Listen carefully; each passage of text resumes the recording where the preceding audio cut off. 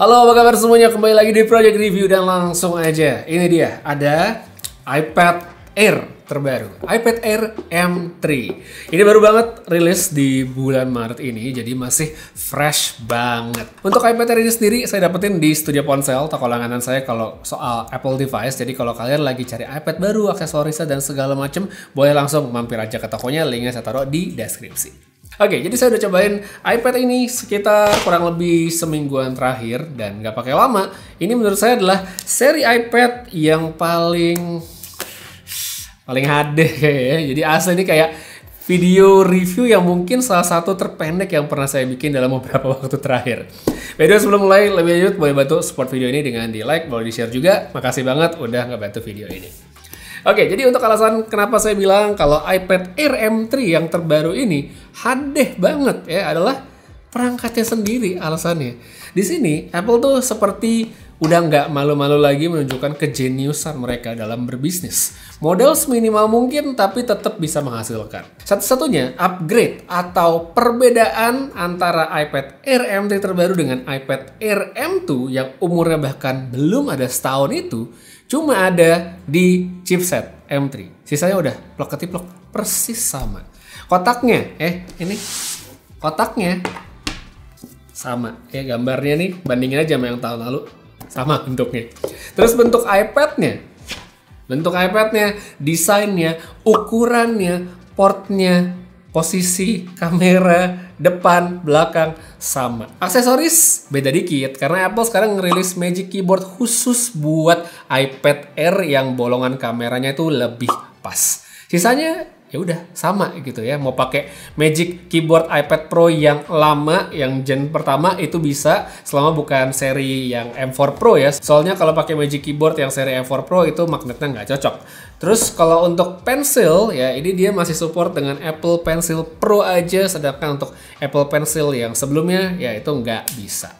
Kemudian untuk spek layar di sini dia tuh nggak berubah. Ukurannya sama, 11 inci. Jenis panelnya tidak berubah, resolusinya apalagi refresh rate pun masih ketebak di 60 Hz. Soalnya bukan iPad Pro. Jadi ya pokoknya sama. Coba aja kalian masuk ke menu compare jenis-jenis iPad di websitenya Apple. Saya taruh linknya di deskripsi kalau pengen nyobain sendiri. Di sini Apple tuh kayak cuma copy paste iPad Air M2 terus dia ganti chipset jadi M3 dan jadilah ya sebuah produk baru. Palingan yang agak beda itu adalah di bagian media engine aja, di mana iPad Air M3 ini sudah mendukung 8K, terus ada ProRes dan ProRAW. Nah ini dikombinasikan sama chipset baru yang lebih powerful, ya memang akan lebih memudahkan untuk mereka yang memang berurusan sama format-format file tadi ya, misalnya untuk editing RAW, video yang pakai ProRes atau menggunakan multiple cam di FCP for iPad. Untuk performa secara umum, si iPad ini sebenarnya saya bisa bilang mirip-mirip aja kok dengan versi tahun lalu dan saya cukup yakin mayoritas orang yang pakai iPad Air M2 tahun lalu itu belum memaksimalkan potensi 100% sama bikin tabletnya nge-lag dan nggak sanggup dipakai secara nyaman. Terus kalau kita ngomongin chipset terbaru, ya biasanya kan topik lanjutan kalau dengan chipset baru biasanya dia lebih efisien alias daya yang dipakai baterainya itu bakal lebih sedikit, baterainya bisa lebih awet.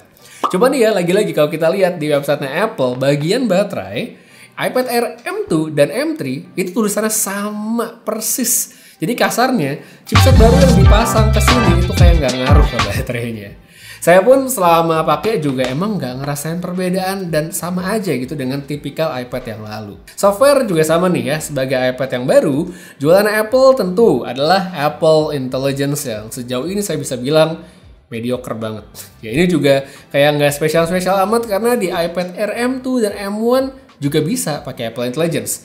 Mungkin kalau Apple ke depannya mau lebih lucu ya mereka bisa tuh bikin fitur Apple Intelligence tapi khusus cuma bisa diaktifkan di iPad dengan chipset M3 atau yang lebih baru. Nah ini bakal baru berasa bedanya. Tapi kalau nggak berubah, ya nggak terlalu spesial sebenarnya. Makanya di awal saya bilang Apple tuh jenius dengan modal chipset baru yang dipasang di bodi perangkat lama, mereka bisa jual lagi dengan label produk baru.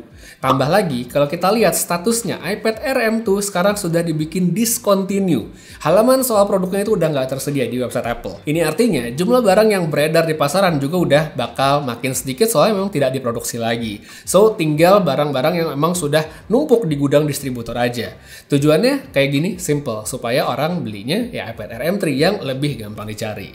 Jadi apakah worth it untuk upgrade ke iPad Air M3 yang baru? Umumnya saya bisa bilang enggak. Apalagi kalau buat mereka yang sudah terlanjur beli versi M2, terus untuk user iPad Air M1 juga mungkin nggak segitunya ya. Kecuali ya kondisinya sekarang kalian sudah pakai iPad-nya, sudah mentok sampai limit, iPad-nya udah berasa nggak kuat lagi, nggak lancar, nggak smooth, baru deh upgrade ke yang baru ini. Terus kalau menurut saya ini sebenarnya adalah tablet yang paling cocok bagi mereka yang pakai iPad-nya udah lama atau mau naik kelas. Misalnya sekarang pakai iPad seri angka, iPad seri 9, iPad seri 10, terus pengen naik kelas ya ke level yang lebih baik tapi tidak mau bayar uang seharga iPad Pro yang harganya jauh lebih mahal.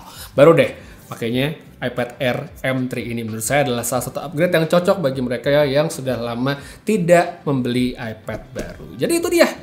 Singkat kan reviewnya untuk iPad Air M3 ini ya karena emang nggak banyak yang bisa dibahas, biasanya cuma si chipset doang ya. Itu dia. Jadi segitu aja untuk review kali ini. Makasih banyak udah nonton sampai habis. Kalau dirasa video ini kurang, silakan nonton video review iPad Air M2 karena di situ saya bahas lebih panjang, lebih detail, dan ya bisa diaplikasikan lah sama iPad yang baru karena emang mirip banget. Terus saya pamit, sampai ketemu lagi di video berikutnya. Dan seperti biasa, have a nice day.